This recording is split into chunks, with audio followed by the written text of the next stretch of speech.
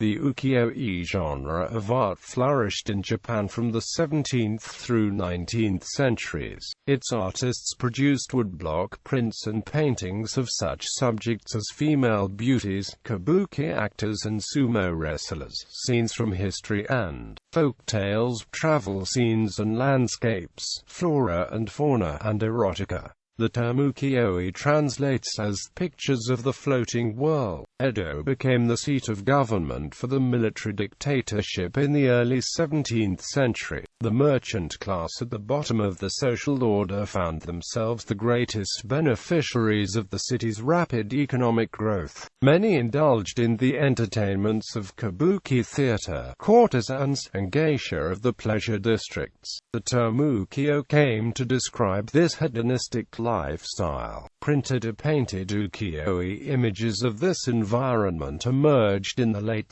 17th century and were popular with the merchant class, who had become wealthy enough to afford to decorate their homes with them. The earliest success was in the 1670s with Moronobu's paintings and monochromatic prints of beautiful women. Color prints came gradually, at first added by hand for special commissions. By the 1740s, artists such as Masanobu used multiple woodblocks to print areas of color. For the 1760s, the success of Hironobu's brocade prints led to full-color production becoming standard, each print made with numerous blocks. The peak period in terms of quantity and quality was marked by portraits of beauties and actors by masters such as Kiyonaga, Utamaro, and Shiraku in the late 18th century.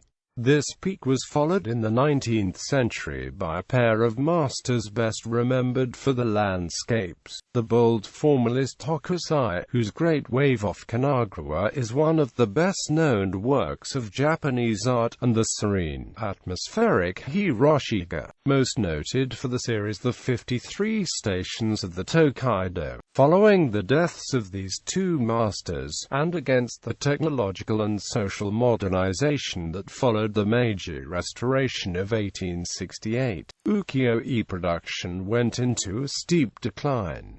Some ukiyo-e artists specialized in making paintings, but most works were prints. Artists rarely carved their own woodblocks for printing, rather, production was divided between the artist, who designed the prints, the carver, who cut the woodblocks, the printer, who inked and pressed the woodblocks onto handmade paper, and the publisher, who financed, promoted, and distributed the works. As printing was done by hand, printers were able to achieve effects impractical with machines, such as the blending or gradation of colors on the printing block. Ukiyo-e was central to forming the West's perception of Japanese art in the late 19th century, especially the landscapes of Hokusai and Hiroshige. For the 1870s, Japonism became a prominent trend and had a strong influence on the early Impressionists such as Degas, Manet, and Monet, as well as post-Impressionists such as Van Gogh and Art Nouveau artists such as Toulouse-Lautrec.